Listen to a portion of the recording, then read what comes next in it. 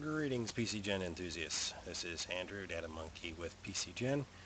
I'm going to do a walkthrough today on the basic installation and getting the program to do what you want. So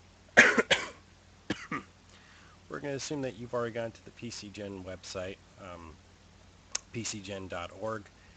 There's a download link button and it will take you to the SourceForge page. I actually clicked over here into Files to show the various choices you actually do have. The default will take you to the stable installation, which is this same right here, the Windows version of PCGen 6, 6.60, and then the revision 1 here. And inside you'll see that we have quite a few options to select from. We got the Mac install for your Macintosh. We got the Windows and the source files, depending on what you want to do. So anyways, we download and then you'll install. And since taking time to watch me download would be boring, I've already downloaded my copy. But I like working in the trunk, so we'll just show you how this looks. Now, there is an exec file. I usually just make a little shortcut here and use a bat file. This is how we used to do it, so I'm so used to doing it this way. That's what I stick with. But we do have an exec file where you don't have to see this command prompt screen anymore. But for us debugging types, it's a handy extra tool to have. Anyways, Vitruvian Man, PCGen splash screen, and then this pops up. Now when you're first installing PCGen, it will ask you where you want to have your options any file saved. And if you ever need to go in there and change that, you go to this preference and it gives you the PCGen directory, the home directory, or you can just select your own spot. And this actually saves all these locations for you. So if you actually run multiple installations, you do definitely want to have it set to the PCGen directory where it's installed. Now, just to customize your experience,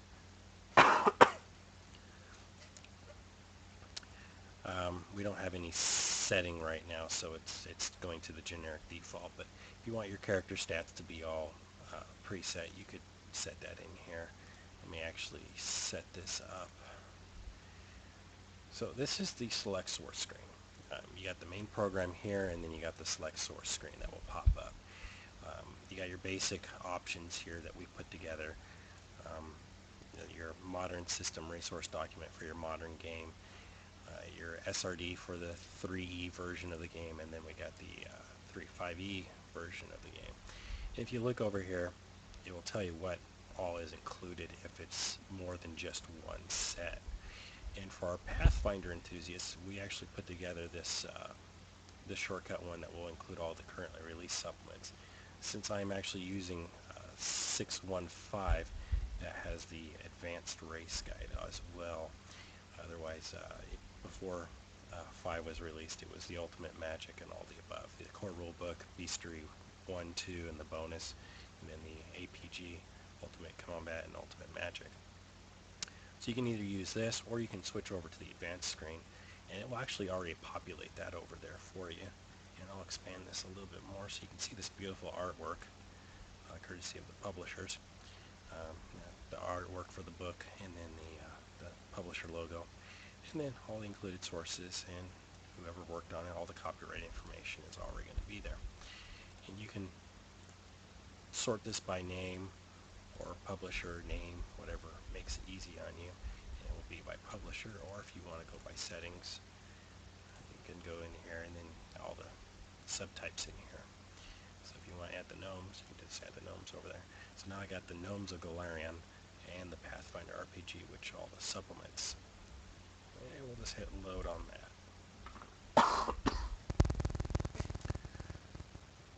So over here it's going to tell you it's loading the sources, and this is the progress bar right down here along the bottom, and it's telling us what files are loading. If I'm cheating in over here, it will actually, this is something that would be in your log file, so you can actually access this separate stuff. Right here under Tools, Login Memory Use or F10 shortcut key, and that's going to be the exact same thing you get in that command window. It's just an extra thing to show you there. This will tell you how much memory you're using and all that good stuff. So you got three little icons that will appear right over here in this bottom right corner when this is all done. You're either going to get a red stop sign icon, which indicates that you had an error in the list files or maybe even your game mode. That's something that should probably be acted upon. The other icon is the yellow icon. It says there's something that you should be aware of, but it's not critical. That's mainly your deprecation warnings. And you can actually turn off the deprecation warnings by going into your preferences here. And we go into input, and you uncheck that checkbox right there, and you will not be pestered with the deprecation warnings. And if you're debugging things for your homebrew, you want to show your detail for your unconstructed references. And I want to point out that this has actually changed now that we're actually in a game mode. We're in the Pathfinder game mode, and you can actually select all the stats will be the same, and you can choose either 3 through 18 is the typical layout. I like 10. You can do a rolled method and choose either rolled, or you can go with the purchase mode and select any of those purchase modes that might be pre-populated. And you can actually go in here and change all that if you want to. So I like all the stats the same. Further customization, I prefer the percentage of 85% when I'm running my games. That's just me. At first level you'll get your maximum at first level, and then you can tell it to ignore racial hit die if you want. And then these are all the house rules that PCGen coders have put in here to allow you to further customize your experience or ignore certain rules or things that your GM may or may not allow. If you want to ignore your monster hit die caps, all there. And then for Pathfinder, they have different experience rates, so you can follow this and just select which experience type you want to go with. And then we got your PC and NPC selection, and one of our coders recently added this. This is your default preview sheet, which is very handy and nice to go with. And then we got what your coloration is going to mean, and you can actually click on here and make your own color if you so desire. Display options, I prefer to go with the add single choice and close, and display the output names, which are the cleaner names. And since I like debugging things, I include that. And when I'm leveling up, your stat dialog is when, every 4 levels you get your stat choice. And then if you forget to assign your abilities, your stats basically, it will warn you before you level up. And then you can choose your look and feel. The equipment is just allow you to tell it to make all this stuff. If you do, it's a little bit more memory intense, and you can just do the same stuff in the customizer. We had one of our people went ahead and did a wonderful job of doing a French translation, but since I don't speak French, we'll just stick out with English. For those of you that want to use metric, we do offer that support, but I'm used to Imperial. The locations, we already kind of showed you that real quick. Wherever your option, any settings are, that will save all this. And the nice thing about this is, if you're a homebrew type person, we gave you 2 locations to save your custom stuff. You don't have to keep it in the PCGen directory. You can put this somewhere outside, so no matter what, your files will be safe, won't be overwritten, and you can just reference them. It's pretty nice. I already showed you that. And the outputs, you can go in here and you can tell it what you like for your HTML output, and you can get all the choices in here. Let's see here. We'll go with the salt standby as standard, and then we'll just ignore that. And then down here You can have it ask you if you want to open like a PDF or never open or always open. And these just a few more things to have. And then your source options. If you want to if you want to see your D20 or the OGL license maturity settings. Also, I prefer the short for my source display. That way when I output the PDFs, it's the short abbreviated name. And for most users, you're going to want to use that option. They allow newer sources to override duplicate objects from older sources. So if you have two feeds with the exact same name, do the same thing, but there was an updated version, that won't give you an error. It will just take the newer one. If you're a coder like me, you'd want to leave that off so you can catch those type of things and figure out how to deal with it. If you don't want to use the basic load screen, you can click on there, and if you're a coder homebrew type person and you want multi-line objects, you can click that option. And then you got the plugins here that go with GM, Gen, and these are all enabled by default. Okay, apply that. So now I'm ready to create my character. So I hit my new character icon there, and it takes a couple seconds for it to go through all the things I have asked. We can see nothing's going on in the background, which is good. And then my summary tab pops up. All my scores are set to 10, just like I asked. And this is our summary statistics here, everything that goes along. Since I haven't created a race or anything like that, it's going to be much defaults here. The nice thing about the things to be done box here is pretty much everything is a hyperlink to where it needs to go. So if I click that, it highlights the name up here. I can hit random, and in theory it will give me a random name, so I can choose any category. Let's go with a dwarven name, male, go with random structure, and generate. And there we go. Now I got Gooter July. This is that PC NPC. Some game modes will actually use that for various objects, otherwise it's just a pretty thing. And since it's me, I'm going to put my name on there. And whatever you put here will be how it exports the file if you're doing like a PDF or something. So I'm going to make this a level 5 character. And I'm a little bit more detail oriented because I run a lot of games online. And keeping track of all the players' character sheets, you need a method to keep them organized. Let's make him a neutral good, and let's go with Callistra. I'm not sure what type of deity she is, but there we go. And that's going to highlight that. That was pretty cool. Let's do that again in slow motion. Okay, so I'm going to go with a dwarf, obviously, because I chose the dwarf name. It's going to populate the racial adjustments right here for me in just a moment. And it populates what the dwarf's automatic languages are.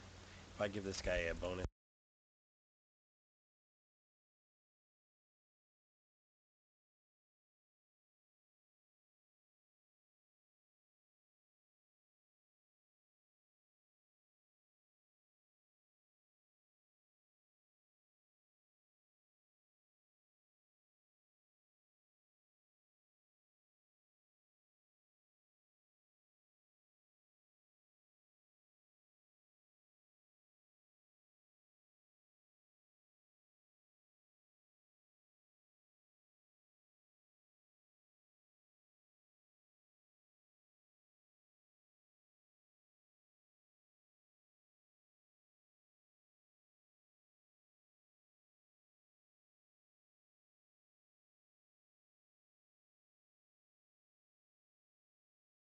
this is setting the race, and it's adding the level 1, and then the level 2, and the level 3. And each level has a bunch of information on it that PCGen is processing, so it takes a moment. And now we've made level 4, so it wants to know what stat increases. He's been working out, he's been adventuring, so let's just give him a strength bonus.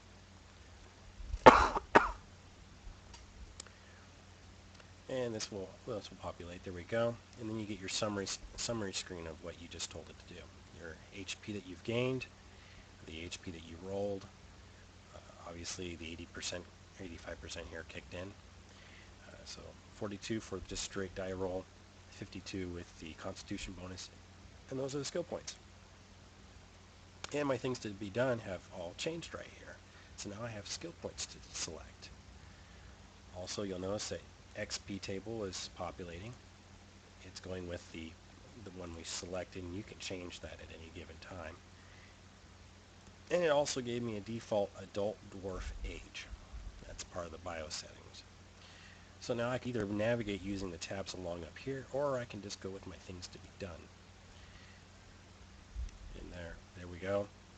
If I want to see what are class skills, I just hit the class skills. If I had ranks and things prior, I could just hit the trained, and the trained would show up and show me everything's trained. I just want to see what my class skills are, and this defaults to type in name. You can right click on there, and that's a filter. I can go by Costa name, or I could just go by straight name, and you can see everything in here. Let's go with type though. He's a hardy little dwarf, so I'm going to add a few ranks to survival. And I notice that the survival dropped that point. Now the cool thing is the program keeps track of when the skill points are spent. So now level 2 spent that. And it's just going to go down that line. So I got my gained and the remaining for that pool. So I spent 5 ranks.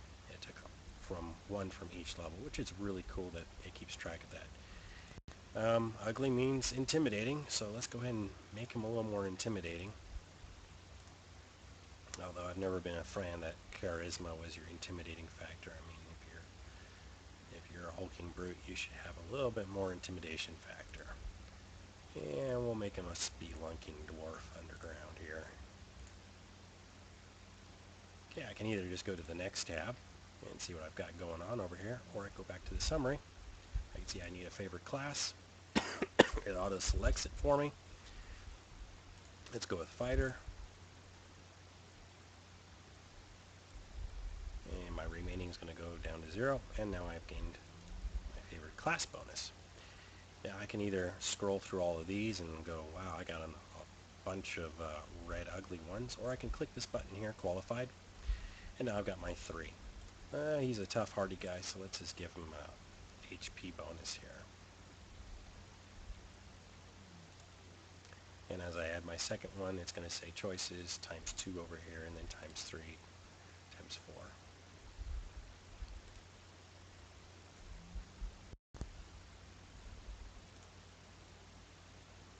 And there we go. And since we're already over here, let's go ahead and take a look at the feats. He's got 3 regular feats gained from level, and then he's got 3 bonus fighter feats.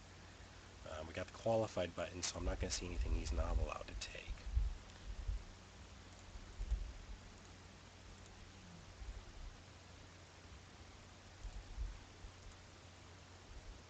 Alright. So I turn off the qualified.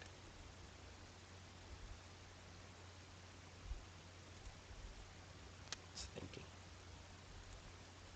Let's check what's going on. Yep.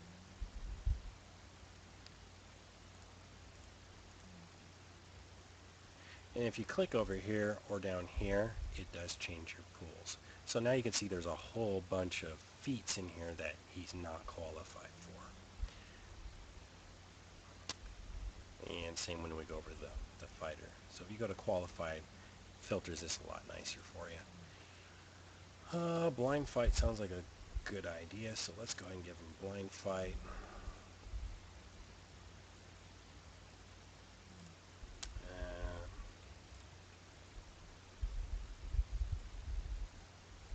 Let's see, improved initiative. Kind of goes along with that improved reflexing that I was going with there. And let's see here. Anything else? Power tech is a good fallback.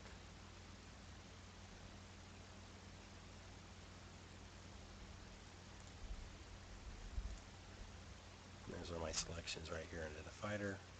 And we go over to feet. I think this one's really cool. Now I get a better dark vision range. That speaks highly of the fact that he's down underground a lot. And this one looks fun. So he's defensive. Let's see here, and for one more, let's go with weapon focus. Now if I don't want to go through this entire list, this is a filter bar up here, and as you type, it will start filtering for you. So let's go with weapon focus. And dwarves are renowned for war hammers and battle axes, so let's go with a battle axe.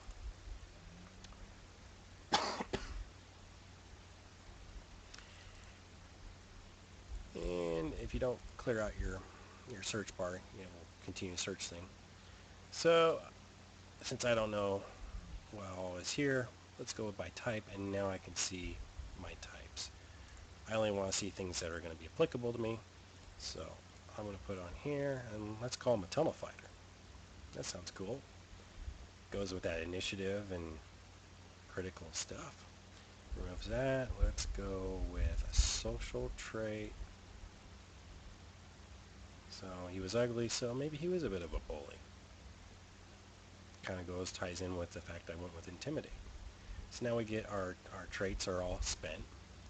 We can check out our class abilities. That's what the class abilities are. And we have weapon training. Let's see here. Axes makes the most sense since that's the weapon I've chosen.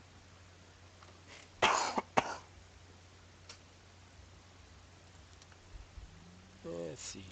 Archetypes. That came in with the advent of advanced player, the player's guide there. Let's see here. Let's make him a weapon master. He was a lonely dwarf. And there's weapon master. And all the other ones are taken away because I don't qualify for them. And then if you want to add, say some wizard put a permanency effect on him, you could add those right here. Or if you get afflicted by something, you can put that in over here as well. Okay, let's go to inventory. Really quickly, we'll just give him a battle axe. And he's, I'm going to add a custom one. He's been adventuring for a little while, so we'll give him a +2 enhancement. And let's see here. Since he's a blacksmith, let's make it mithril. And we'll buy that. Oh dear, I don't have enough funds. Well, let's go ahead and go down here and say cashless. And let's add there. There's the nice price. I add my equipment. Let's see. Chainmail sounds appropriate.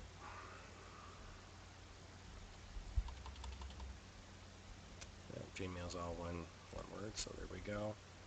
We'll also add a custom. He's got a +1. And nothing looks too exciting in here for me, so we'll just go with that. The size is default to his size, medium. Now that I got these two items, we'll just go ahead and go over here. I want to equip them, and the default locations are right here. That's going to be the primary hand. And chainmail default armor location. And you look over here, primary hand, and you can actually, in theory, drag and drop these back and forth. Yep, there we go. Both hands, double hand, primary hand. So just a little shortcut. And this is a filter listing. You can see things. If you want to set up, this is your default adventuring setup, and say you want to have the a camp. You're going to have different things that you're wearing when you're in camp. So then you go over here, and then, oh well, maybe I only use a dagger when I'm in camp, so I could put a dagger, but we'll just put this over here. Primary hand, right there. Oops. Oh, it's default that way. Well, we'll say that he doesn't wear his chainmail when he's sleeping, so he can have his chainmail. So we'll just go ahead and put that back on the default set for now. Description. We've got most of everything right here. You can add hair color, brown, eye color, brown, height, weight. Region is not really an edible box, that's actually set by templates. And if you got a portrait, you can load a portrait of your dwarf right here.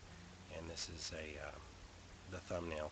So on the front of the character sheet on the PDFs and HTML, the thumbnail is what shows up. And you can use your scroll on your mouse to scroll in and out. Campaign history, you can put chronicles in here, a nice new feature. Any bio information, description of your dwarf. If you're the GM, you can put GM notes in here. And describe any magic items that you might have notes. Other assets, companions, and what have you. And then you can just go in here and you can add new items and rename them. Dwarf logbook. There you go. Now you got your dwarf logbook, and you can have that in there. Temporary bonuses are where you can add things that apply to your character. I mean, like if you want to do your power attack, or if you get afflicted by a condition, this is where you would click on it, apply it. Oh no, he's lost 12 dex. That's not really good for him. I think that's all of it. And it will actually appear on the thing. If he's a druid or anything like that, he would get his animal companion or special mount or whatever on here. These are just your typical follower and mount if you want to have a base item. Go over to the character sheet. That ability drain is now over here. This character sheet will update in a moment with the information. And you can see I've got my equipment sets are up over here. So I can go with my default or my camp set depending on how I want. And as you can see, this is all populated in here for everything I've already included. Let's see, and my dex is now a 0, -5. I can click the checkbox. That's going to go away, and this will update shortly. It just takes a few moments for that to realize what's going on. And while we're waiting for that, you know when it's updated when it shoves you right back to the top of the screen. There's all your information. Yep, see, just like I said, jumped to the top of the screen. You cycle through here what your weapons are, your skills, your ranks, your total bonuses. Your conditional skills will show up in here depending on what you qualify for. Inventory of items, your proficiencies, languages, the traits, archetypes, and all your special abilities and qualities and feats. And then the temporary bonus, it's going to let you know right there. And then there's your dwarf logbook and a new value that we did not actually apply. If I'm done, I hit save. It's going to go with the default character name. And then let's export to the PDF. I didn't have a default, so we're going to go with the condensed gray light. Export. And see how that summary name pops up right there. Exports. And depending on how big the character and how many pages it's going to make, will determine how long this process actually takes. And if you're really bored, you can look at all the stuff fly by there. And I want to open it up. And then it takes however long your Adobe Acrobat program or equivalent to pop up here. And it populates. And now I have a nice fighter, weapon master, level 5, dwarf humanoid, medium face with a 5-foot face, height and weight, dark vision, and all the beautiful things that go with a character. And that is the generic walkthrough of how to install and load PCGen, make a character, and if you have any questions, leave them in the comment box. Thank you, and tune in next time.